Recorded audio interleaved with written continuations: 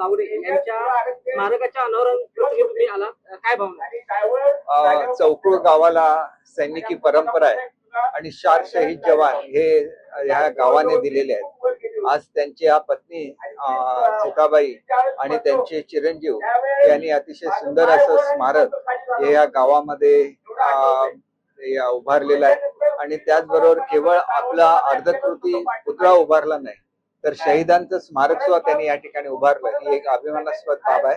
मी त्या कुटुंबाचं मनापासून अभिनंदन करतो आणि शहीदांच्या स्मृतीला या ठिकाणी अभिवादन करतो।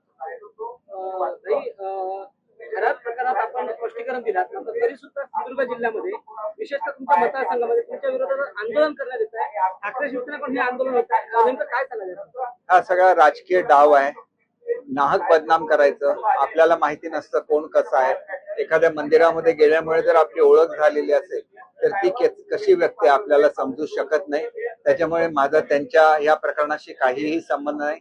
माझी केवळ ओळख आहे, एवढंच आहे आणि ती ओळख सुद्धा त्या ठिकाणी असलेल्या ईशानेश्वर मंदिरामुळे झाली, ही सुद्धा वस्तुस्थिती आहे। याच प्रकरणावर साहेब भाई आपल्यावरती संजय राऊत वारंवार टीका करताना पाहायला मिळतं। त्यांचा माझ्यावर राग आहे, कारण ज्या वेळेला शिवसेनेमध्ये संघर्ष झाला त्यावेळेला माननीय एकनाथ शिंदे साहेबांची बाजू आणि त्यांच्या सहकाऱ्यांची बाजू मी महाराष्ट्रासमोर मांडली आणि त्याच्यामुळे महाराष्ट्रामध्ये दंगली करायचा त्यांचा जो एक मनसुबा होता हा उधळला गेला आणि त्याचा राग त्यांच्या मनामध्ये आहे, मी हे समजू शकतो।